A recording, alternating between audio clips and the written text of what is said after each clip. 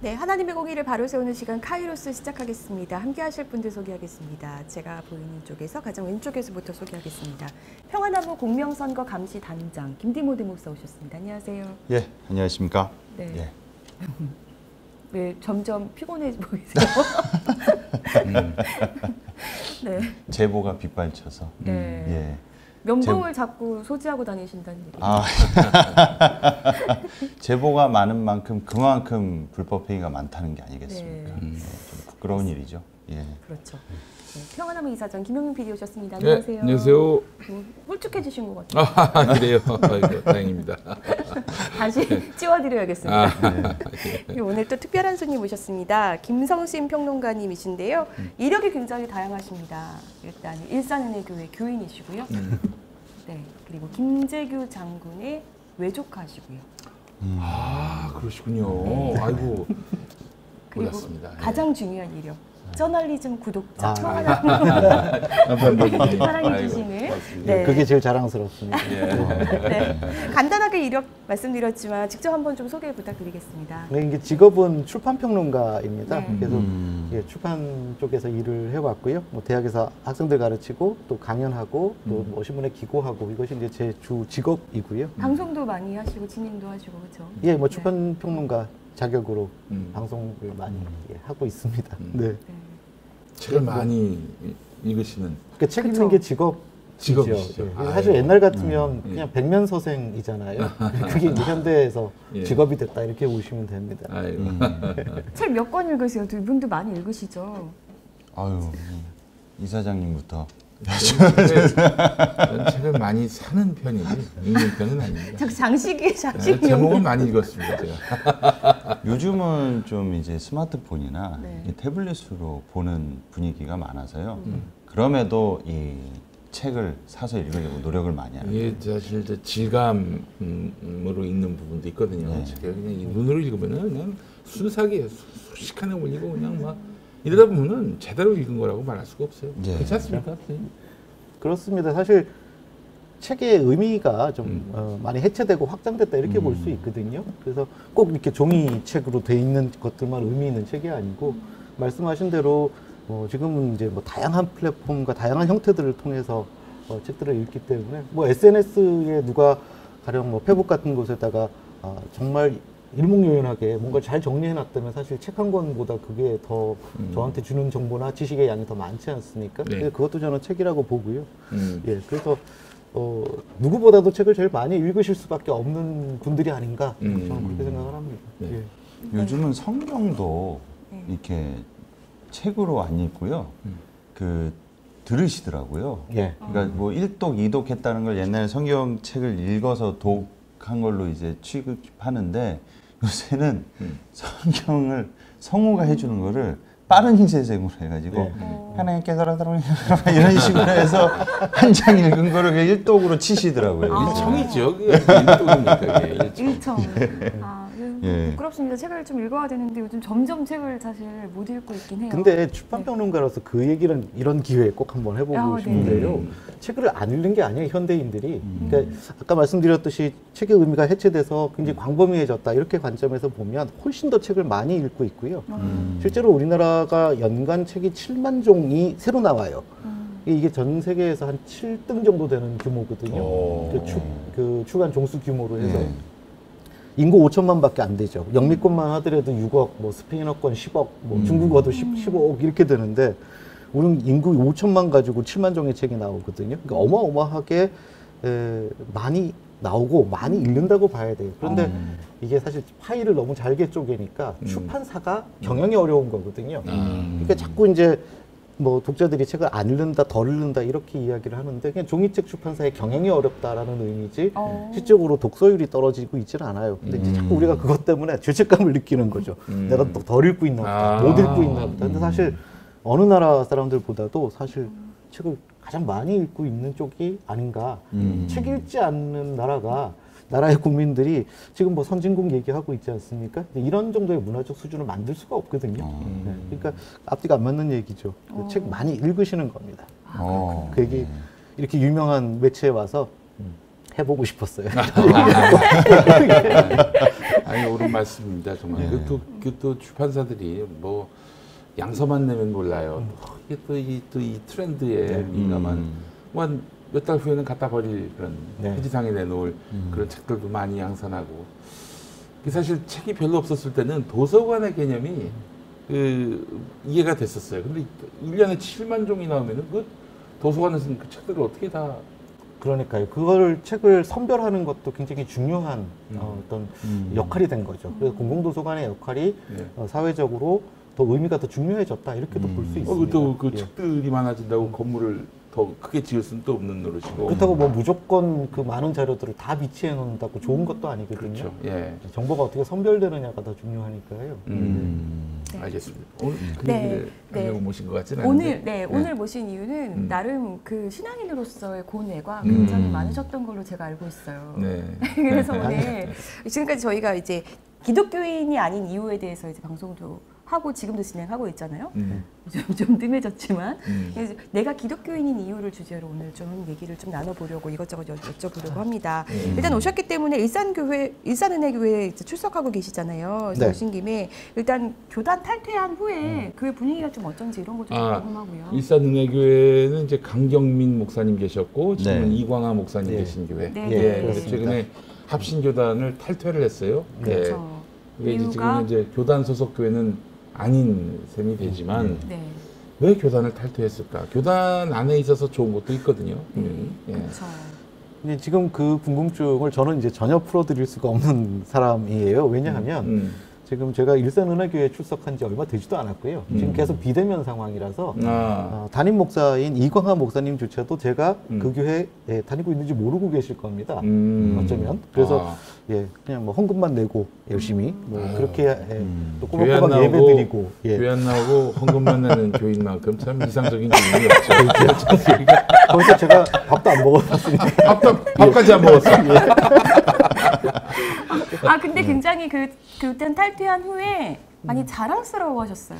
그러니까 그 말씀을 좀 드리고 싶은데 교회를 어린 시절부터 다니기는 했어요. 근데 이제 좀 별로 중요하지는 않지만 제가 교회를 다녔던 그 이력을 좀 설명을 드리면 그 소망교회, 압구정동 소망교회를 어린 시절부터 부모님이 장로님이시니까 그 손잡고 다녔는데 성인이 돼가는 과정에서 그 이명박 씨가 대통령이 되고 그 다음에 뭐 그 교회 분위기라든지 교회의 뭐 그 장로님이나 이 교인들이 대하는 어떤 태도라든지 이런 것들을 보니까 이 교회를 내가 계속 다니면 안 되겠구나라는 판단이 들더라고요. 그래서 사실 그리고 뭐 신앙심이 대단했던 것도 아니고 그래서 교회를 안 다녔죠. 그 이후에 이제 어른이 되고 나서.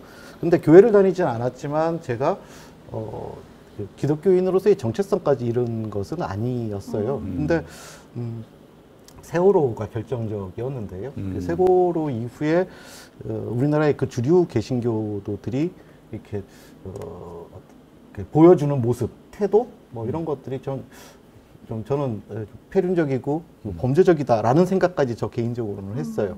그래서 내가 계속 여기에 몸담고 있으면 내 영혼까지 파괴될지도 모르겠다라는 두려움이 느껴졌고 그래서 난 더 이상 기독교인 안 할래. 그리고 한국에 그때 그런 얘기했어요. 한국의 개신교는 기독교가 아니다. 변형된 샤머니즘이다. 뭐 이렇게까지 제가 생각을 하면서 그만뒀는데 그러다가 저는 이제 김근주 목사님의 활동이 순간에 눈에 띄더라고요. 김근주 목사님. 네. 그래서 그 차별, 동성애자 문제라든지 뭐 그런 것들 때문에 많이 힘들어하시는 모습 때문에 관심 있게 지켜봤고 그래서 이제 일산은혜교회를 봤습니다. 그러다가 말씀하신 대로 올해 4월이었지 않습니까? 그 예장 합신 총회에서 김근주 목사님을 이제 해임하라 이런 공고가 내려왔고 그런데 이제 그 과정에서 그 교회 교인분들 그리고 이광하 목사님이 어떤 방식으로 이 문제들을 해결하는지를 정말 유심히 지켜봤어요. 근데 와 이런 교인들도 있구나, 이런 교회도 있구나, 이런 목사님도 있구나라고 굉장히 놀랐고 그래서 그런 생각을 했습니다. 이분들에게 뭔가 좀 용기를 드리고 싶다. 별건 아니지만 오히려 그런 선택과 판단 이후에 뭐 교인이 한 명이라도 늘어나면 근데 그것이 응원이 될 수 있지 않을까라는 생각이 들어서 그래서 그때부터 본격적으로 헌금을 내며 교회 교인이 예. 예, 됐습니다. 아유 정말 그 좀 엄청난 용단이었을 텐데 네. 그 교회가 예. 일단 의리가 있고요. 네. 의리가 있고 그리고 이런 한국 교회의 이런 파시즘, 파시즘이 틈탔어요. 이 파시즘에 결연히 맞서는 종교 개혁적 의지도 충만하고 정말 너무나 본인이 되는 교회입니다. 일산은혜교회가요. 네, 그 후에 강경민 목사님이 교단에서 또 퇴출되신 거죠? 예, 그렇습니다. 예. 아주 그냥 뭐 좋은 사람들은 다 내쫓네. 예. 그러니까 이 사건에 대해서 좀 간략하게 전혀 모르시는 분들을 설명을 드리면 일산은혜교회의 이제 김군주 교수님이시고 목사님이시죠. 이분이 협동 목사로 계셨고요. 그리고 이 한선영 그 여성 네, 목사님이 그 계셨습니다. 근데 합신교단은 여성 목사를 인정을 하지 않고 있는 그 다른 교단에서 이제 안수 받으신 여성 예. 목사님이신 모양이군요. 예, 그렇습니다.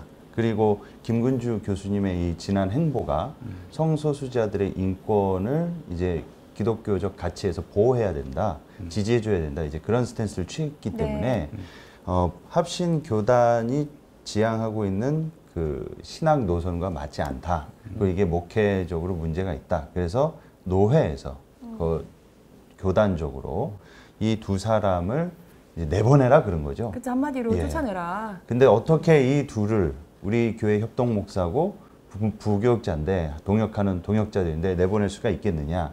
그래서 이 이광환 목사님께서는 교인들과 논의를 하신 겁니다. 그래서 우리 내보낼 수 없다. 그렇게 얘기하니까 또 이제 교단 쪽하고 평행선을 달린 거죠. 그럼 이 상황에서 어떻게 해야 되느냐. 그래서 또 교인들하고 논의하셔가지고 탈퇴를 하신 겁니다. 교인들이 네. 자체적으로 뭔가 기구도 만들고 예. 해서 네. 그러니까 그런 걸로 알고 있습니다. 저 정말 이 예수님이 율법주의를 파괴하고 사랑을 조건 없는 사랑을 이렇게 완성하신 분이신데 다시 율법주의를 그 회복하려고 애를 쓰는 이런 자들 대한예수교장로의 등신교단이라고 부르고 싶습니다. 그렇지 않습니까? 왜, 자꾸 교단 이름을 막 지어주세요.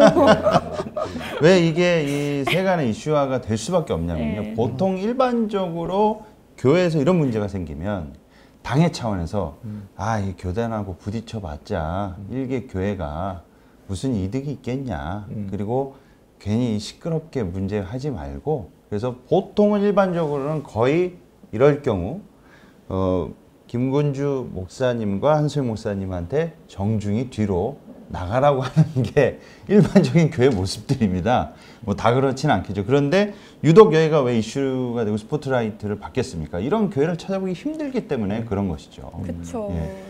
네. 사실 이 한국 개신교가 워낙에 이제 사회적으로 비난을 많이 받고 또 신뢰가 바닥으로 추락한 마당에 이런 뭐 정말 그 구태의연하다 못해 수구적인 교단에 있어 뭐하냐 뭐 이런 생각도 있었겠죠. 종교개혁도 그랬습니다. 루터, 로마하고 좀 거리가 있던 그 독일에서 또 게다가 이 교황의 어떤 그 절대권위에 대해서 이제 신물내하는 사람들이 많은 그곳에서 이제 종교개혁이 출발했듯이 우리 저 일산은혜교회도 이런 그릇된 교파주의, 율법주의 그리고 반지성주의를 혁파하는 어떤 정말 루터 같은 깃발을 드신 게 아닌가 하는 생각이 듭니다. 네. 루터도 나중엔 또 이제 맛이 갔지만은 맛이 있을 때 루터. 네. 40년 교회 다니면서 네. 그 같이 이제 같은 교회 공동체 안에서의 교인들과 목사님과 이런 분들을 진정한 존경심으로 내가 대해본 적이 있나 생각해봤는데 저는 일산은혜교회에서 처음으로 그것을 느껴본 것 같습니다. 네. 예.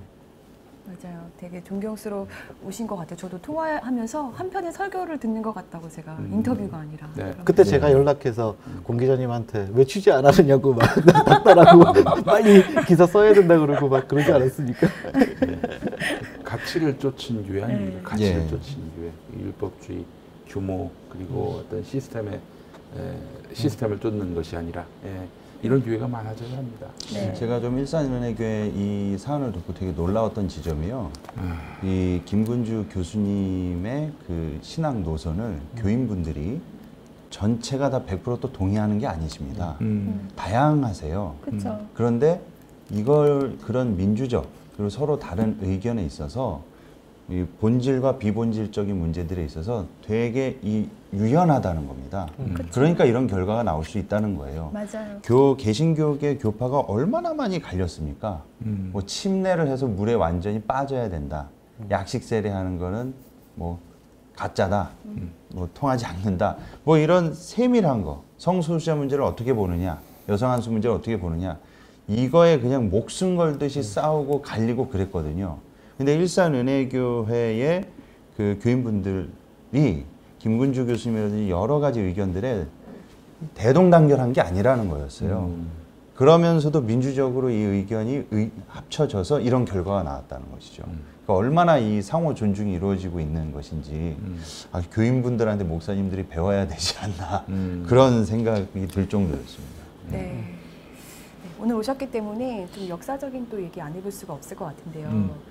김재규 장군 실제로 보신 저 기억이 있으시죠? 어릴 때? 저는 뭐 11.6이 초등학교 6학년 때였거든요. 그래서 기억납니다. 이렇게 안겨 있었던 기억도 나고, 예, 이렇게 부분, 예, 그 표정이라든지, 뭐 촉감이라든지, 뭐 느낌, 예, 다 기억이 나긴 합니다. 예. 어떤 분이셨어요? 사실 진짜 궁금합니다.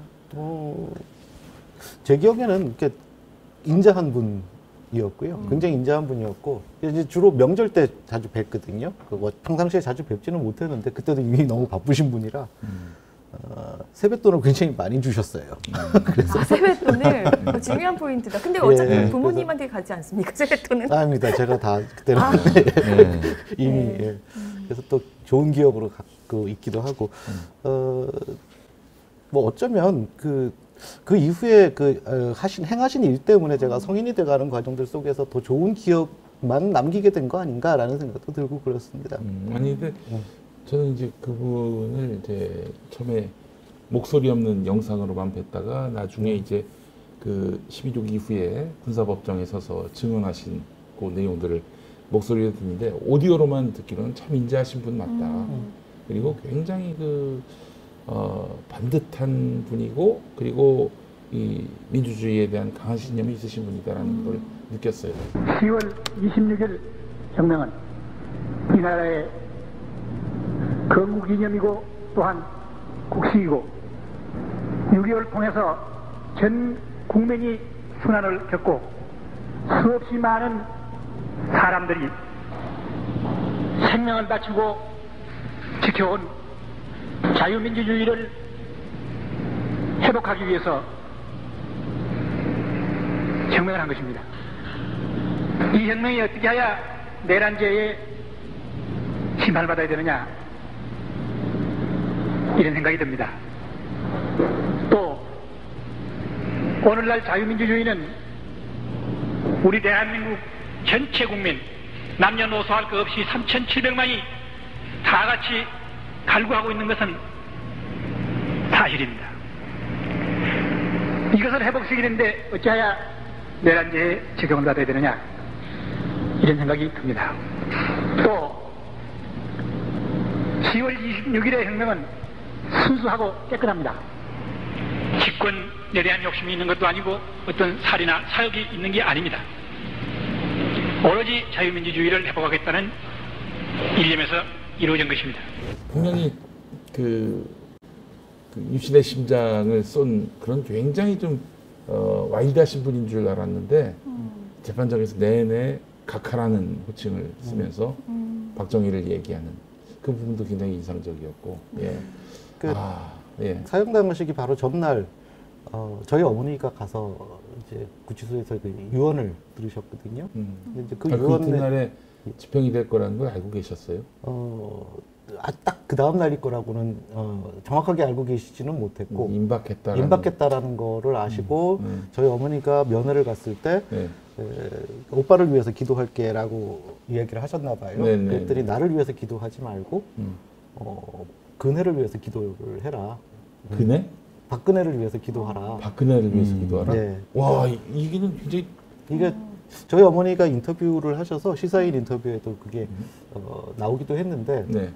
그러니까 이제 결국 다 떠나서 나 때문에 어쨌든 아버지도 돌아가시고 고아가 되지 않았느냐. 라고 이야기를 하셨죠. 그러니까 그런 28에 고아가 된다는 것은 27인가? 그때 25인가? 아, 26. 뭐 어쨌든 예. 네, 그 책임감이라든지 예. 이런 부분들에 대해서 알 수 있고 좀 인품도 느낄 수 있는 그런 부분이지 그러네요. 않았나 싶습니다. 예. 아. 가족 본인이 어쨌든 검사를 한 사람의 가족을 먼저 생각하는 네. 지금 본인 가족 생각하셔야 될 것 같아요. 생각이. 김재규 장군님은 그 신앙이 있으셨나요?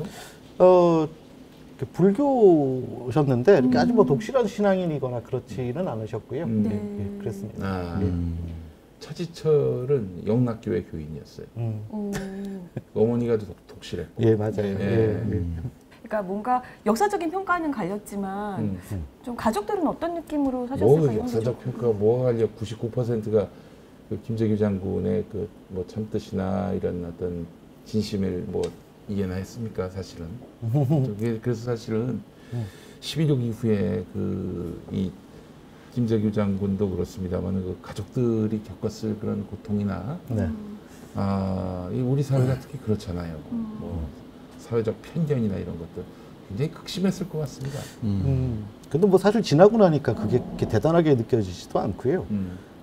근데 사실 지금 말씀하신 것처럼 이렇게 유족으로서 힘들지 않았느냐라는 질문 자체로만 보면 되게 간단한 질문이잖아요. 네. 근데 막상 유족의 입장에서는 이 질문이 굉장히 어려운 질문이에요. 아니 던지는 왜냐하면 사람도 굉장히 무겁게 던지는 그쵸, 질문입니다. 그쵸. 이게 뭐 저희 막 되게 힘들었어요라고 얘기하기에는 또 사실도 그렇지 아니하고 또 하나는 또 좀 비루해 보이지 않습니까? 그렇게 보이는 것도 원하지 않고요. 또 그렇다고 해서 뭐 저희는 아주 잘 살았습니다. 이러면 사실 이거는 사람들이 기대하는 대답이 아니거든요. 이게 이제 그러다 보니까 그래서 뭐 사실을 말씀을 드리면 그리고 또 유족들이 여러 명이잖아요. 그러니까 제가 뭐 유족 모두를 대변한다라고 말씀드릴 수는 없고 각각의 입장들이 다르겠죠. 뭐 그게 여전히 부끄러운 그 일로 왜 그런 일을 벌이셨을까 이렇게 보는 유족도 아마 있을 거고요. 있는 것 같고요. 근데 저 같은 경우나 저희 부모님은 이제 전혀 아니시기 때문에 이제 그쪽에 관한 이야기를 드리면 저희 아버지도 공무원이셨고 그렇기 때문에 그 일로 인해서 뭐 천안매부 사이잖아요. 그러니까 당연히 이제 80년대 같이 해직이 되셨고 경제적으로 좀 불안해지는 부분들도 분명히 있었고 아버지는 힘이 드셨겠지만 또 아버지가 엘리트셔서 또 금방 좀 복구도 하셨고 또 일자리 이렇게 사업 만드셔가지고 경제적인 부분이나 이런 부분들에서 이제 가족들을 책임을 지셨기 때문에 사실 경제적으로도 그렇게까지 빈곤한 상태로 가지도 않았었고요. 그러니까 그냥 표면적으로는 평탄하게 살았거든요. 근데 제가 말씀드리고 싶은 건 그러니까 사실 이제 이 질문을 저도 이제 최근에야 제대로 대답을 하게 된 것 같아요. 제가 재밌게도 11.6대에 저희 외삼촌이 연세가 만으로 53이셨거든요. 26년생인데 79년이니까요. 근데 제가 1968년생인데 지금 2021년이라 동갑입니다. 그래서 지금 동갑 정도가 되고 나니까 더 많은 부분들이 이해가 되기도 하고 앞서 이제 힘들지 않았느냐 이런 질문에 대해서도 이제 제대로 대답할 수 있게 됐다라는 생각이 드는데 저희 부모님이 외삼촌과 또 11.6의 의미에 대해서 굉장히 자랑스러울 수 있게끔 그렇게 느낄 수 있게끔 저희한테 교육을 하셨던 것 같아요. 그래서 뭐 경제적으로는 뭐 그 이전보다는 좀 힘들었을지는 모르겠지만 자부심이 있었기 때문에 훨씬 더 뭐 열심히 살 수 있었고 잘 살 수 있지 않았을까 그 이후까지 저는 그렇게 생각이 듭니다. 사실 박정희가 죽었기 때문에 그렇지 죽지 않았다면 이건 정말 아주 뭐 명칭이 안 만 해도 사실 진짜 박정희가 죽었기 때문에 뭐 그 뒤에 이제 전두환이가 12.12로 또 이렇게 국가 권력을 찬탈하긴 했어도 이 전두환도 알았거든. 야 이거 이렇게 박정희처럼 장기 집권했다가는 망하는구나. 그래서 본인도 뭐 원해서 그랬겠어요? 그 저기 7년 단임을 약속했던 것이고 그렇게 해서 또 물러나서 이제 역사의 심판정 위에 서게 된 것인데 그때는 이제 미완의 혁명으로 들렸지만은 근데는 우리 역사가 좀 지연되긴 했어도 이제 민주주의로 가는 토대를 마련하는 데 있어서 김재규 장군께서 역할을 하셨다고 생각을 합니다. 그렇죠. 예. 작년에 예. 그 이제 40년 만에 가족들이 예. 유족분들이 예. 이제 뭐 사법적 그리고 역사적으로 재평가를 요구하는 어떤 그런 재심을 예, 또 재심 신청을 했죠. 신청했잖아요. 그렇죠. 네. 예. 아니 진짜 아유. 근데 그 선생님 그 네. 남산의 부장들이라든지 뭐 각종 뭐 제4공화국, 제5공화국 드라마도 있었고요. 네. 그때 그 사람들이라는 그 영화도 있었고. 네. 백윤식 씨가 나왔었죠. 네. 예, 백윤식 씨. 그렇지. 예, 남산의 부장들 임마 너 이병헌 하나만 씨. 죽으면 돼 임마.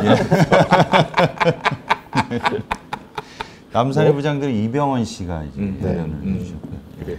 미남 배우들이 네. 이제 그 두 영화 사이에 굉장한 진전이 있었다고 봅니다. 그러니까 네. 그 앞서 말씀하셨던 그 백윤식 씨가 그 주연을 했었던 그 네. 영화 같은 경우에 있어서는 그 시대 자체를 희화화해서 음. 우리가 이제 볼 수 있게끔 좀 다른 각도로 볼 수 있게끔 환기시켜 준 면에서 의미가 있다라면 그 영화도 실은 이제 사실은 그 뭐랄까요 박정희에 대한 그 부담감이 느껴지는 그 영화였어요. 그래서 네. 박정희를 노골적으로 희화화하지 못했고 도리어 김재규 장군을 희화한 부분이 있었어요. 그 영화가. 그런데 뭐 그런 뭐 예, 한계도 있었긴 근데 했겠죠. 저는 그게 네. 제일 재밌었어요. 제일 웃겼고 뭐 100만 캄보디아에서 100만을 그냥 싹 찾으시니까 뭐 100만 너 하나만 주면 돼.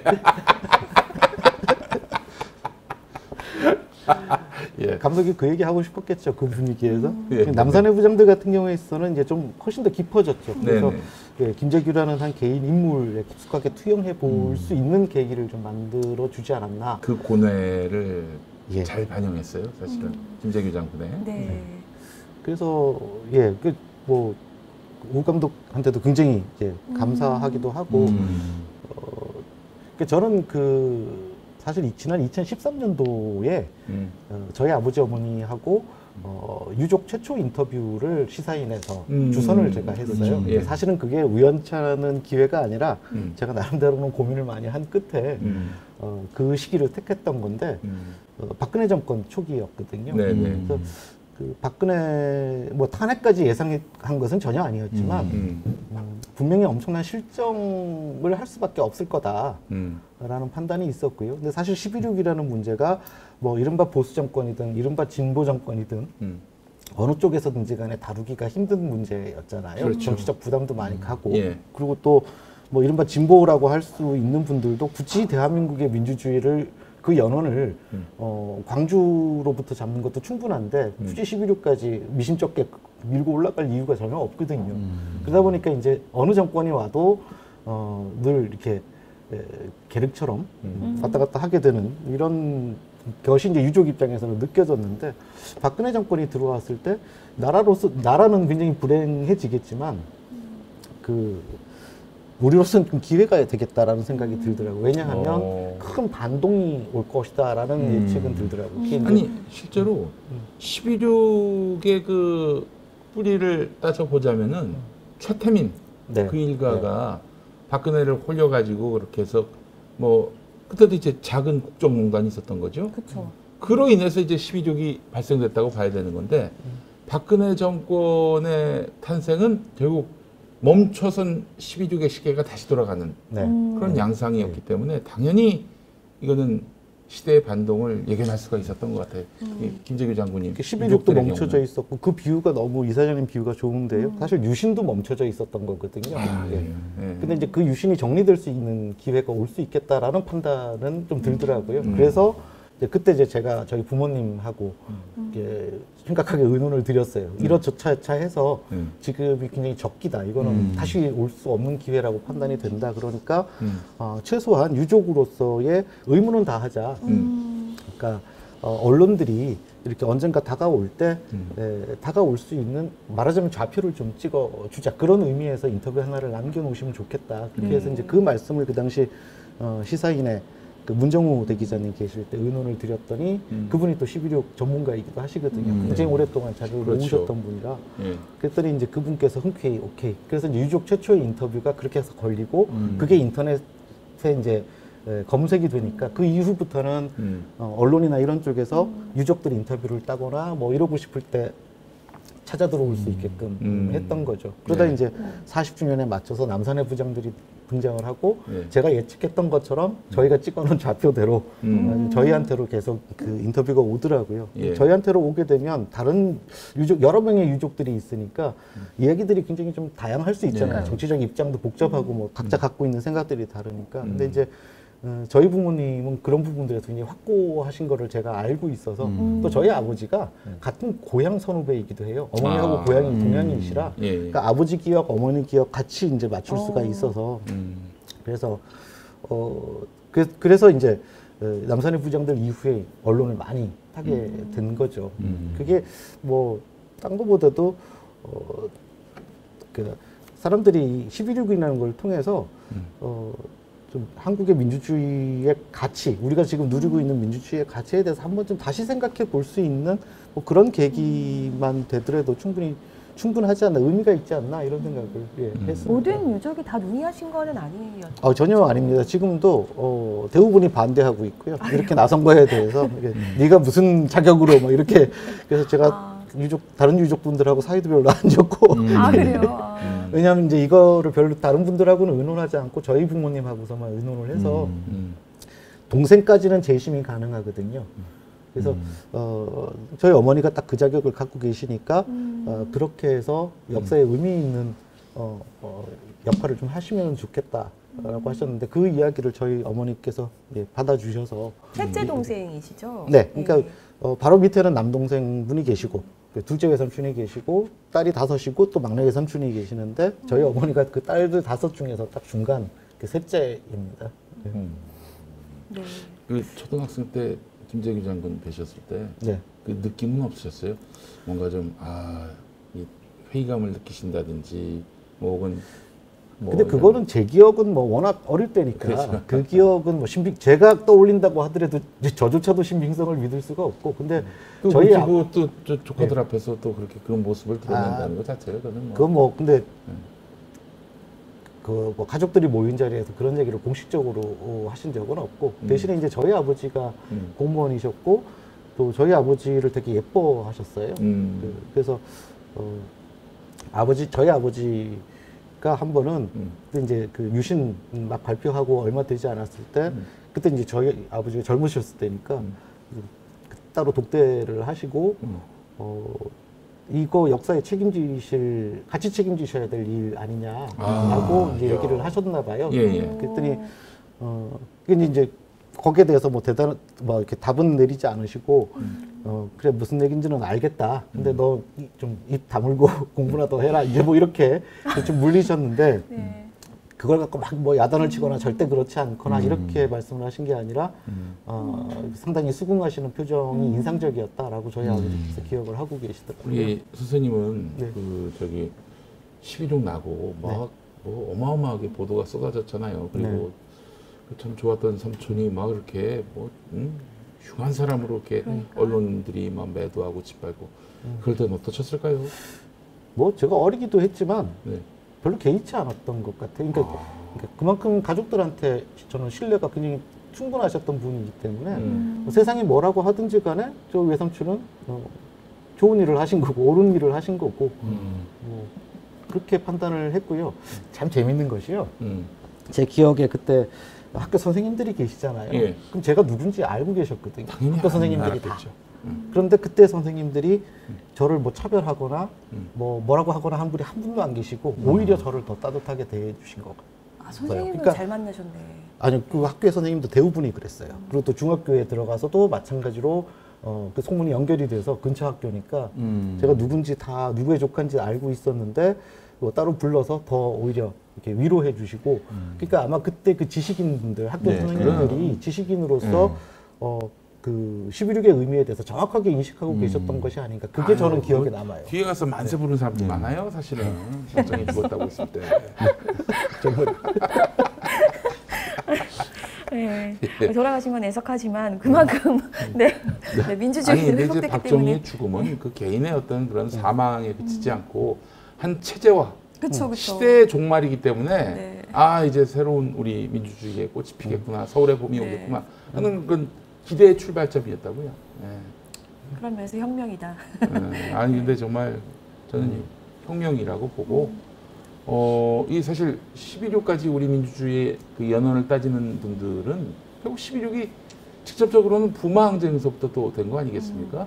부마항쟁을 어떻게 볼 것인가를 두고 이제 차지철과 김재규 장군님 간에 의견 충돌이 있었던 거기서 이제 12.6이 났던 것인데 또 뭐 더 올라가자면은 또 YH 여성 노동자들의 그런 사망 사고 그 김경숙 열사였죠. 그리고 또 더 나가서는 이미 79년 초에 그 총선에서 공화당이 졌어요.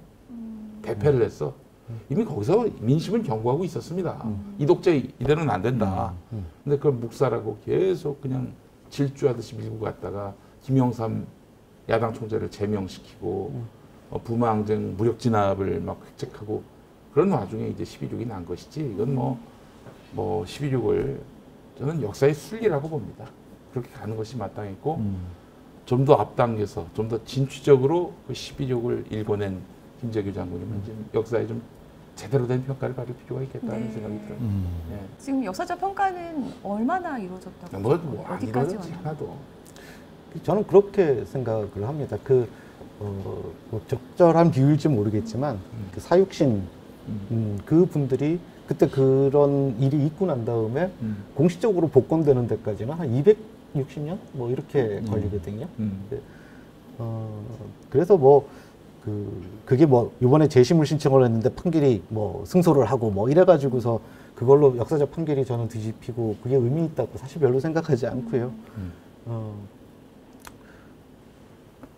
그거보다는 저는 이번에도 제가 유족 입장문을 발표를 했거든요. 재심 신청을 할 때. 그때 다 이걸 이제 인용을 하던데, 궁극적으로 구하고자 하는 바는 사실은 판결이기보다는 역사를 좀 구하고자 싶었다라고 얘기를 해서 그래서 저는 뭐 앞으로도 한 150년, 뭐 200년 정도의 과정들이 있지 않나. 근데 지금 방향을 잘 잡아놓고 거기에 제가 조금이라도 일조를 할 수 있으면 제대로 된 평가는 뭐 한 100년, 150년, 200년 이렇게 후에 대다수의 우리 국민들이 그 11.6이라는 사건을 통해서 뭔가 의미 있다라고 판단을 하고 그게 옳았다라고 판단을 한다라면 그게 역사적인 재평가인 거고요. 저는 뭐 지금 당장 뭐 어떤 재평가의 어떤 과정이 있을 거라고는 사실 별로 생각하지는 않습니다. 예. 이렇게 해서 역사가 이제 어떻게든 진전이 되는 겁니다. 속도가 느리고 우리가 기대한 만큼 이렇게 보폭으로 진보하진 않지만. 예. 이제 김재규 장군의 그런 결단이 있었기 때문에 어떻게 보면 그래도 민주주의도 좀 앞당길 수 있었고 하잖아요.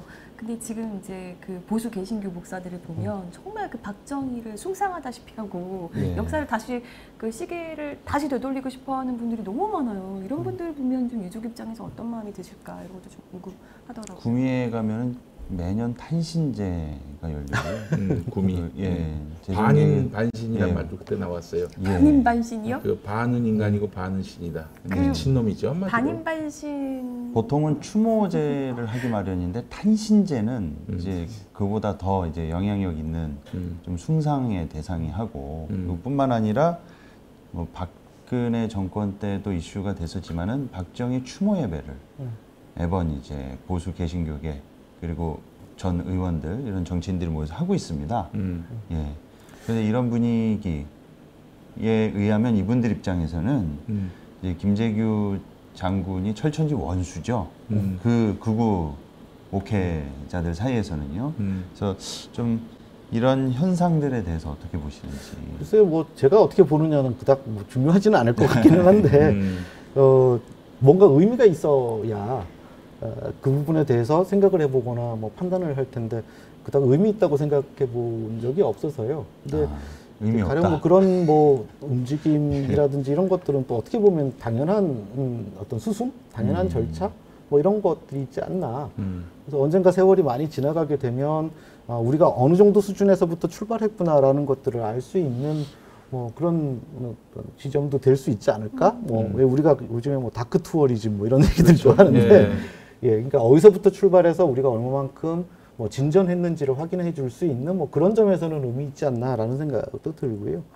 그리고 뭐 기독교에서의 그 가령 어떤 보수성이라든지 이런 부분들이 저는 어떤 정치적 판단이라든지 그렇다라기보다는 그 굉장히 사업적으로 유능한 분들이라는 생각은 확실하게는 해요. 사업적으로 있는. 예, 그러니까 당연히 돈이 쉽게 벌리는 쪽으로 비즈니스 쪽은 가게 돼 있잖아요.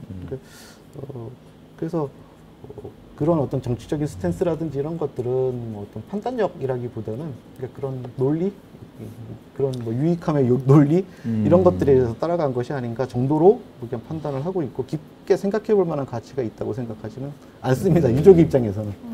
네, 그러니까 뭐, 저 사실은 이게 하나님 아버지에 대한 인상이 자기 아버지에게서 이제 많이 유추된다고 하더라고요. 네.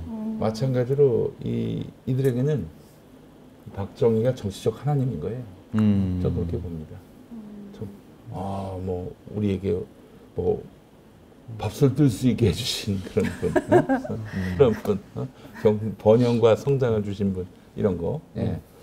그래서 정광훈이 실제로 그런 말을 했어요. 밥 먹고 사는 거 하나님 다음으로 박정희 누가? 공인데 정광훈이 정광훈. 실제로 그런 말 했거든요. 그래요. 그러니까 하나님 다음으로 박정희에게 감사해야 되는데. 네. 그래요. 아니 저는 뭐 당연히 보수 개신교계의 역사 의식이 이거밖에 안 되는 거예요. 이런 자들. 그러니까 독재는 해도 되고 경제 번영을 가져왔으니 독재는 해도 된다. 이건 뭐 스스로 짐승으로 격화시키는 거 아니겠습니까? 인간의 지성과 정의감 이런 것들을 다 모두 다 그냥 그 묵살해 버리는 그런 신앙은 뭐 짐승과 뭐가 다른가 싶어요. 예. 저는 좀 그 김재규 장군의 가족으로 사는 것이 유족으로 사는 것이 평론가님의 신앙 노선이나 색깔에도 좀 영향을 미쳤을까 이런 것도 좀 궁금해지네요. 보면은 정말 되게 그 옳은 가치관을 항상 추구하시고 저한테도 정말 너무너무 도움이 되는 말씀들을 항상 많이 해주시거든요. 네. 아까 그 네. 평론가님께서 네. 그 세월호 사건 때 한국 개신교계 주류의 모습들이 참으로 그 실망을 하면서 절망스러운 참담한 모습으로 인해서 좀 그거에 대한 영향을 받으셨다고 그러셨는데 그런 발언들을 일삼는 사람들이 대부분 성향이 그 극우 개신교고 박정희 대통령을 추억하고 좋아하시는 분들이 좀 많습니다. 예. 그게 좀 연결되는 지점들이 있거든요. 근데 그런 모습들을 보면서 좀 어떤 지점에서 특히 좀 속상함이 오셨고 기존 교회 좀 판멸을 느끼게 되셨는지. 저는 제가 갖고 저도 뭐 대단한 신앙관을 갖고 있거나 뭐 믿음이 굉장히 뭐 어마어마하다 이렇게 볼 수는 없지만, 그러니까 저보다 좋으신 것 같아요. 저. 무슨 말씀을? 앞서서도 왜 잠깐 그런 말씀 드렸지만, 뭐 누구의 조카다 뭐 이런 것들 때문에 이제 시선을 받을 수도 있고, 근데 뭔가 실수하거나 잘못하거나 뭐 이렇게 됐을 때는 더 많이 질타를 받을 수도 있는 입장인 거잖아요. 그러니까 뭐 약간의 이제 핸디캡 같은 게 있겠죠. 그래서 뭐 11.6이나 이런 것들이 나를 하여금 그 사건이 나를 좀 더 열심히 살도록 만들어준 계기는 된 것 같다라고 제가 생각하는 거 하고 저는 그 괴가 같다고 생각을 해요. 그러니까 기왕이면 나 이외의 타인이나 아니면 내가 발딛고 있는 공동체에 좀 공동선이 될 수 있는 쪽으로 판단하는 것이 남들 보기에도 나쁘지 않고 또 제가 제 스스로한테도 용납할 수 있고 또 내 가까운 분 중에서 이렇게 정의로운 분이 계셨는데 내가 그 이름에 먹칠할 수는 없지 않냐 뭐 하는 정도의 생각을 가지고 있습니다. 아주 심각하게 생각해 본 적은 없고요. 아마 그런 정도의 영향력을 주지 않았나. 뭔가 좀 도덕적인 검토를 스스로에게 계속 할 수밖에 없도록 만든 그런 정도의 역할을 하지 않았나 싶습니다. 그런 거는 김용민 이사장도 비슷할 것 같습니다. 아버지가 또 목사님이시고 이렇게 훌륭한 목회자로 또 이렇게 평가받는 분이시니까 그런 거에 대한 부담이 두 분 다 있으셨을 것 같다는 생각이 좀 드네요. 예, 감사하고. 저는 역사의 그 흐름 속에서 우리 12.6이라는 어떤 중대한 분기점이 그때 마침 그 흑백 TV와 칼라 TV가 이제 교체기가 바로 그 시기였거든요. 1980년 12월 1일부터 이제 칼라 방송이 시작됐는데 그 이전 시기가 흑백의 시대였다면 그 이후 시대는 뭐 좋은 의미든 뭐 부정적인 의미든 칼라의 시대가 왔는데 칼라의 시대에 우리는 이제 다양성을 인정하게 되고 네. 또한 우리 사회 이런 변화무쌍한 그런 사고들이 이제 수용이 되고 그러나 그 흑백 시대는 아무리 표현해봤자 흰색, 검은색, 회색밖에 없었던 그런 시대였거든요. 예. 그런 시대를 이제 구분짓는 데 있어서 사상적으로는 이 12.6이 굉장히 큰 역할을 했었다라고 보고 물론 또 그 이후에 좀 무참한 5.18 학살도 있었고 서울의 보험이 이제 꺾이는 그런 안타까움 또 전두환이가 권력을 창탈하는 이런 역사가 있었지만은 그러나 우리 시대는 그런 암울한 상황에서도 결국 진보해 나간다라는 것들을 보여줬다는 점에서 우리가 이제 그 시대에 대한 좀 공정하고 또한 성찰이 있는 그런 우리 좀 재조명이 좀 필요하지 않겠는가 그런 생각을 해봤습니다. 지금 하시는 일들을 보면 통일에도 또 되게 관심이 많으신 것 같아요. 파주 출판도서관에서도 뭐 이렇게 콘서트도 자주 하시고 뭐 이렇게 그건 뭐 제가 벌이시더라고요. 출판인이니까 네. 예. 뭐 그게 이제 또 당연히 그러니까 뭐 대한민국의 지식인의 일원으로서 뭔가 역할을 할 수 있다라면 그래서 뭐가 옳지 어느 쪽이 옳지 그러면 반통일보다는 통일이 더 옳은 길이잖아요. 뭐 그래서 기회가 있을 때 뭐 저도 또 뭔가 뭐 이렇게 제 노력을 투여하기도 하고 제 재능을 투여하기도 하고 뭐 그러는 거지 대단한 거는 아니고요. 근데 이제 통일 콘서트 같은 거 열심히 해서 내거는 슬로건들을 보면 그 기장에서 내거는 슬로건이랑 되게 비슷해요. 이렇게 생명, 사랑 뭐 약간 이런 것들. 네. 아 제가요? 네. 아무래도 영향을 받겠죠. 예, 의식하지는 않지만 아무래도 제가 이제 오랫동안 기독교인으로서 정체성으로 살았기 때문에 뭐 제가 살아가면서 선택하게 되는 그런 모든 요소에 어떤 식으로든 작동하게 되지 않나? 기독교 사상이 작동하게 되지 않나? 그런 생각은 하게 됩니다. 기독교는 원래 되게 안 믿어지시겠지만 진짜 좋은 종교잖아요. 그렇죠. 예, 관용, 또 사랑 이러한 것들 우리가 인생을 살면서 우리 인생을 진정으로 가치 있게 만들어주는 그 모든 이야기들을 사실 해주고 있는 종교인데 근데 이제 그게 이제 한국에 들어와서 지금 너무 고생하고 있는 거죠. 철저하게 마이너리티를 위한 종교예요. 이 종교가. 그렇죠. 예. 사실은 얼마 전에 제가 새벽 묵상 때도 이야기했습니다만은 한나가 불임으로 고통을 받았지 않습니까? 10년 동안. 근데 당시 유대 사회에서 고대 유대 사회에서 불임이라고 하는 건 죄악이었어요. 그러면은 남자로 하여금 새 부인을 얻을 수 있게끔 만드는. 아니 남자한테 무슨 문제가 있을 수 있는 거잖아요. 그 당시는 그냥 무조건 여자에게 다 책임을 전가했던 그런 때였죠. 근데 성경에서 보면은 뭐 사라부터 시작해서 리브가라든지 그 불임 여성들이 많이 거론이 돼요. 왜 그러겠어요? 약자의 관점으로 성경이 쓰여졌기 때문이죠.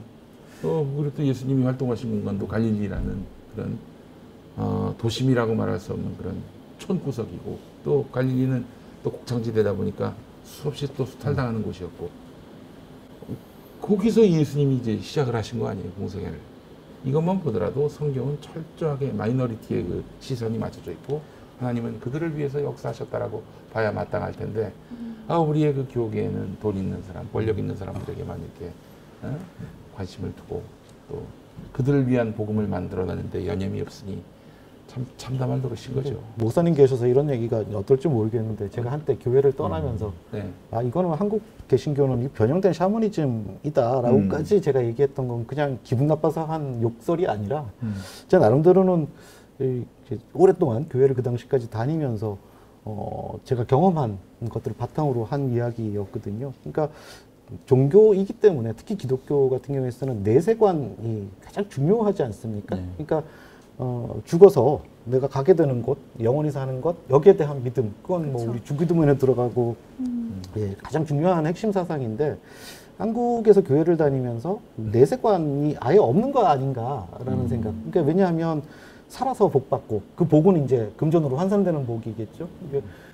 그러니까 살아서 그 복을 받는 것이 훨씬 더 중요하지. 그러니까 내가 죽어서 그 다음에 어떻게 뭐 천국에 간다라는 거에 대해서는 별반 관심들이 없는, 목사도 관심 없고 교인들도 관심 없고, 그렇다면 그 기본적인 종교관은 사실은 종교관이라기보다는 샤머니즘 쪽이 훨씬 강하지 않습니까? 그게 이제 살아서 복받기 위한 그 마음, 이런 것도 굉장히 오랜 유구한 인류의 전통을 가지고 있는 어떤 종교관이기도 한데, 거기서 채 벗어나지 못했다라는 생각, 아니면 이제 한국에 토착화하는 과정들 속에서 그것과 어떨 수 없이 결합된 거 아닌가라는 생각도 하게 되고요. 어쨌든 간에 그렇다면 이거는 온전한 기독교, 온전한 개신교라고 볼 수 없는 것 아닌가, 한때 그런 생각을 하기는 했습니다. 근데 지금도 그 생각에서 크게 달라지지는 않은 듯합니다, 저도.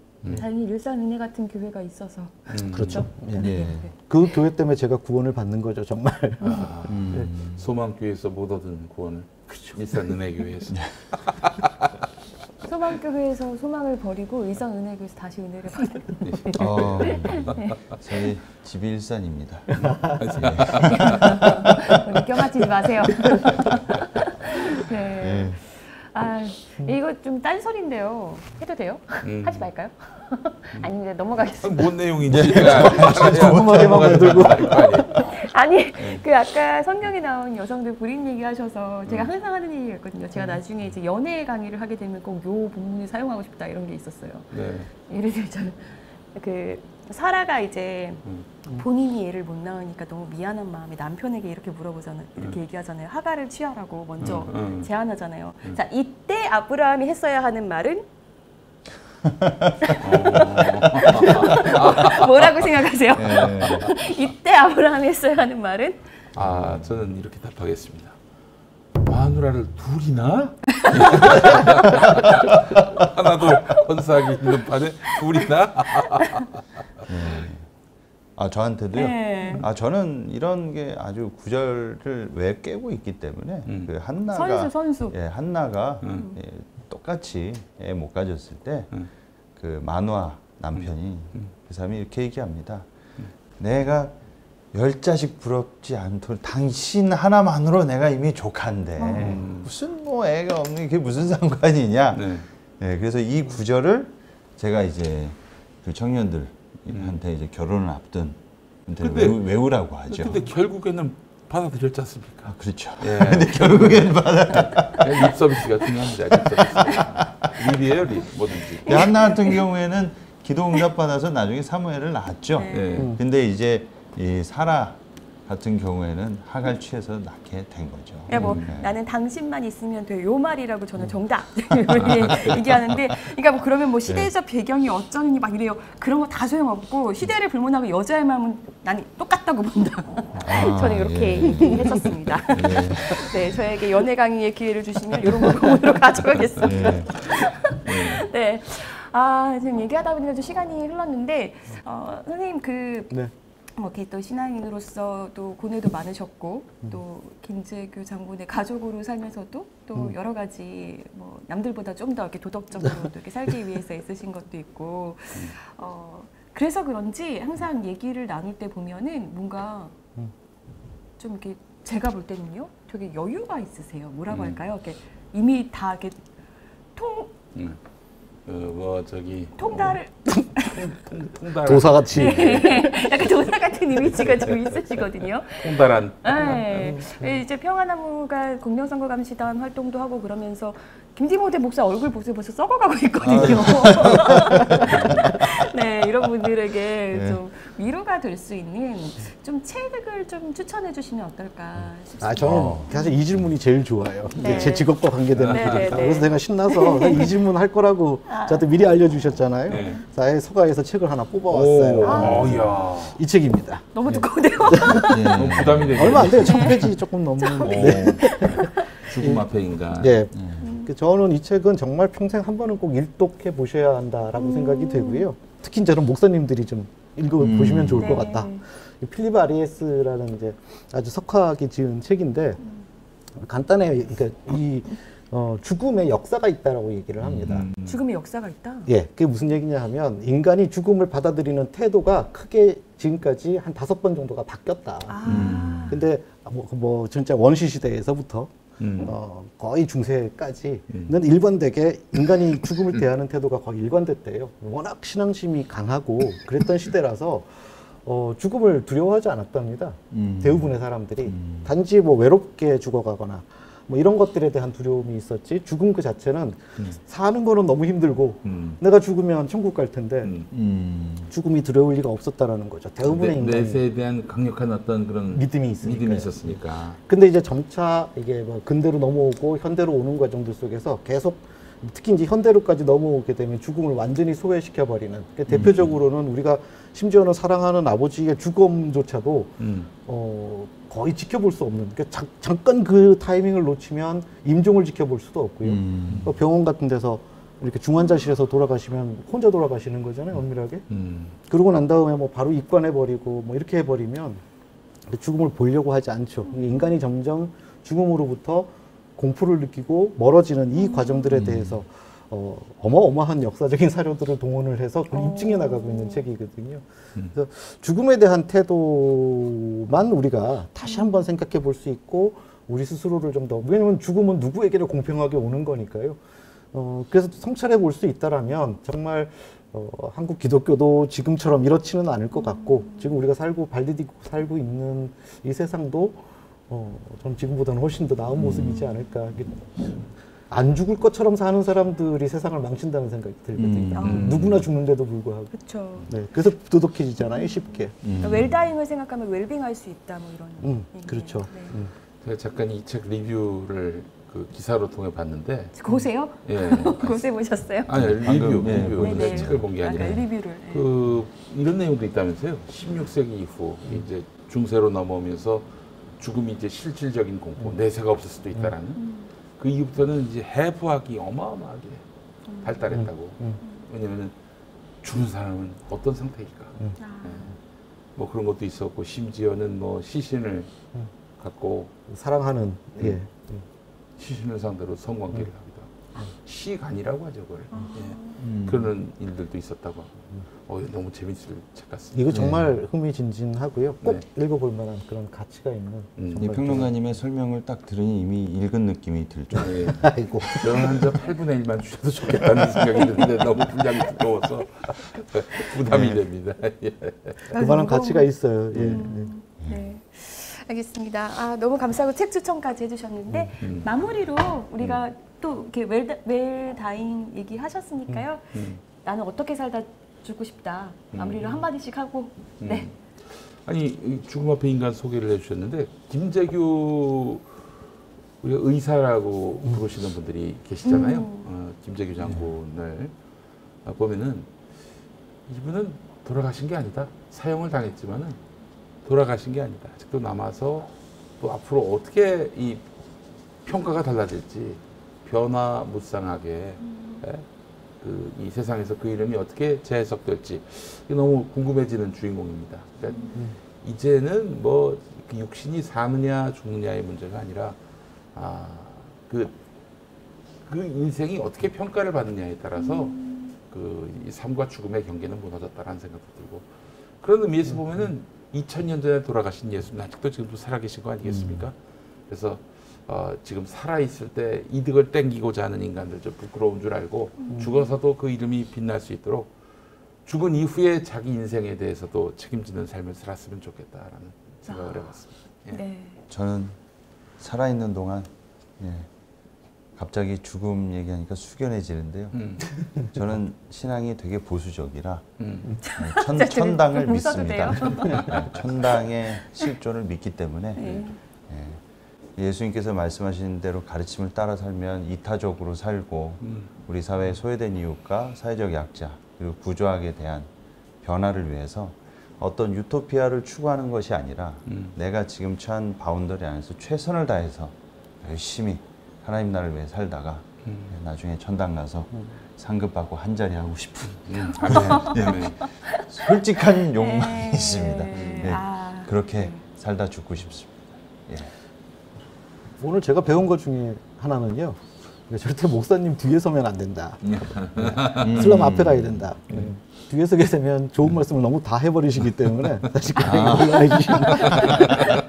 뭔가 앞에서 어설프게 해버려야 목사님들이 이제 또 딱 정리도 해주시고.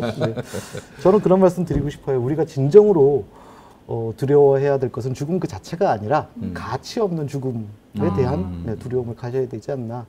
저는 그렇게 말씀드리고 싶습니다.